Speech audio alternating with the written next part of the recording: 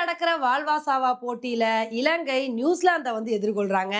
இன்னைக்கு மேட்ச்ல ஸ்ரீலங்கா வின் பண்ணி அவங்களோட செமிஃபைனல் வாய்ப்பை வந்து தக்க வைப்பாங்களா, இல்ல நியூசிலாந்து வந்து ஸ்ரீலங்கா வந்து வீழ்த்த போறாங்களா அப்படின்றதாங்க ஒரு மிகப்பெரிய கேள்வியா வந்திருக்க போகுது. இன்னைக்கு நடக்கிற மேட்ச் வந்து ரெண்டு டீமுக்குமே இம்பார்ட்டன்ட். ஏன்னா ஒரு பக்கம் ஸ்ரீலங்கா இங்கிலாந்து கிட்ட வந்து பெருத்தடி வாங்கினால இந்த மேட்சை வின் பண்ணியே ஆக வேண்டிய கட்டாயத்துல வந்து இருக்காங்க. இன்னொரு பக்கம் நியூசிலாந்து பாகிஸ்தான் கூட விளையாட இருந்த மேட்ச் மழைனால கேன்சல் ஆனனால இந்த மேட்சை ஜெயிச்சே ஆக வேண்டிய கட்டாயத்துல வந்திருக்காங்க. அதனால இன்னைக்கு மேட்ச்ல ரெண்டு டீமுமே ஒரு மிகப்பெரிய ஃபைட்டை கொடுக்க போறாங்க அப்படின்றது மட்டும் நமக்கு தெளிவா புரியுது. இன்னைக்கு நடக்க போற ஸ்ரீலங்கா விசஸ் நியூசிலாந்து மேட்ச் வந்து கொழும்பு பிரேமதாசா கிரவுண்ட்ல வந்து நடக்க போகுது. இந்த கிரவுண்டை பொறுத்த வரைக்கும் டாஸ் வின் பண்ணி ஃபர்ஸ்ட் பேட்டிங் சூஸ் பண்றதாங்க வந்து நல்லது. ஏன்னா இங்க ஆவரேஜ் ஃபர்ஸ்ட் இன்னிங் ஸ்கோர் வந்து 143 ஆகும், செகண்ட் இன்னிங் ஸ்கோர் வந்து 128 வந்திருக்கு.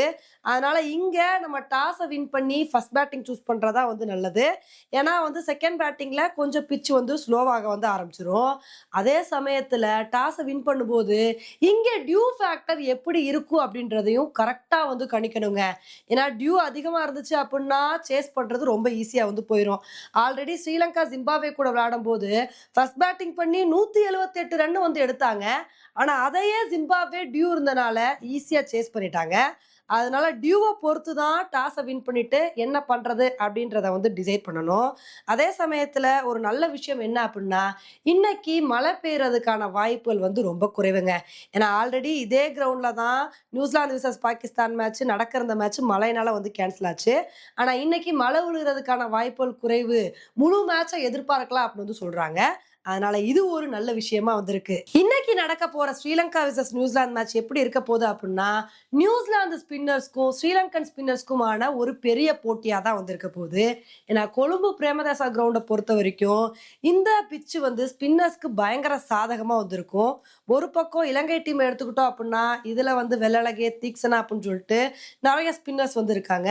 இன்னொரு பக்கம் நியூசிலாந்து கிட்டையும் சாண்ட்னர் அப்படின்னு சொல்லி நல்ல பாசிட்டிவான ஸ்பின்னர்ஸ் வந்து இருக்காங்க.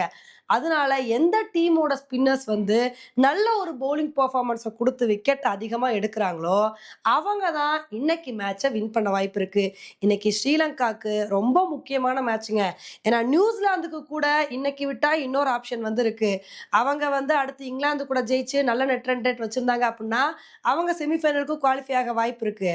ஆனா இலங்கைக்கு இந்த மேட்சை விட்டாங்க, அவ்வளோதான் போச்சு. இன்னைக்கு மேட்சை எப்படியாவது வின் பண்ணியே ஆகணும் அப்படின்ற கட்டாயத்துல வந்திருக்காங்க. அதனால ஸ்ரீலங்கா எதையாவது பண்ணி நல்ல ஒரு பெர்ஃபார்மன்ஸை கொடுத்து இன்னைக்கு மேட்சை வின் பண்ணியே ஆகணுங்க. ஓகே ஃப்ரெண்ட்ஸ், இன்னைக்கு மேட்சை பத்தி நீங்க என்ன நினைக்கிறீங்க? இன்னைக்கு நடக்க போற ஸ்ரீலங்கா விசஸ் நியூசிலாந்து மேட்ச்ல யாரு வின் பண்ணுவா அப்படின்ற உங்களோட கருத்தை என்னோட கமெண்ட் செக்ஷன்ல வந்து போடுங்க. இதே மாதிரி இன்னொரு வீடியோல உங்களை வந்து மீட் பண்றேன். Bye friends.